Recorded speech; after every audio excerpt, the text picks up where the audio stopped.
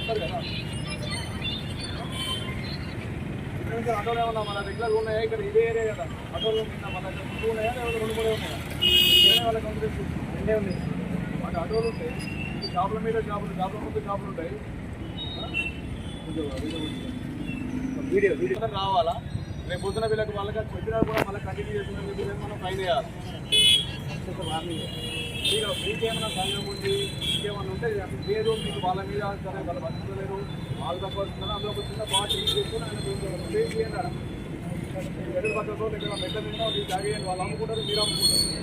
కానీ రోడ్డు అక్కడ దాకా 100 మీటర్ రోడ్డు మనకు కాదు. 100 మీటర్ అటు 100 మీటర్ రోడ్ అయిపోతున్నాం. ఇక్కడ ఉంటుంది స్పేస్, బస్సులు ఎట్లా తిరగాల, జనాలు ఎట్లా తిరగాల. ఇదంతా ఎవరి వల్ల అయితే అన్నది రాబోదు ఎవరి వల్ల మీ వల్లనే ప్రాబ్లం అవుతుంది. మళ్ళీ మీరే ప్రాబ్లం అంటే మరి ఎక్కడ సాల్వ్ చేయాలి?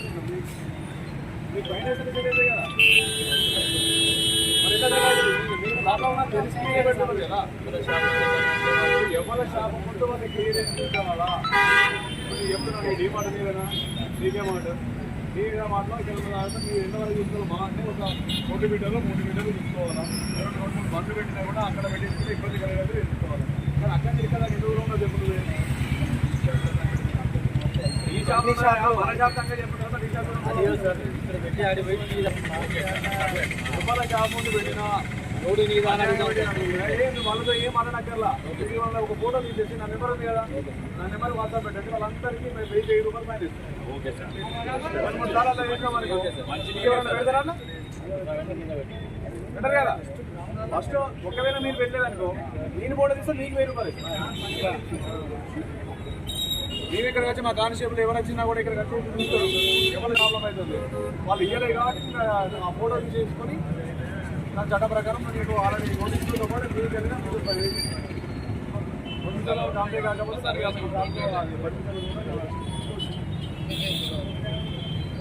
డీలోకేనా మీరు కూడా మెట్రిక్ చేసి అక్కడెక్కడ రాంగ్ పార్కింగ్ వేయాలి అవసరం లేదు. మీరే పంపిస్తే డైరెక్ట్ నాకైతే వస్తే ఛానల్ రోజుకు 100 వేసుకోవచ్చు. వాళ్ళని ఒకసారి ఏంటంటే బిడ్జ్ దిగుతా అంటే బిడ్జ్ దిగనియట్లేదు. ఇక అక్కడ దాకా వెహికల్స్ అది అడ్డం వస్తున్నాయి. అవన్నీ తెలుసు మీకు. కావాలంటే మీరే పెడుతున్నారు.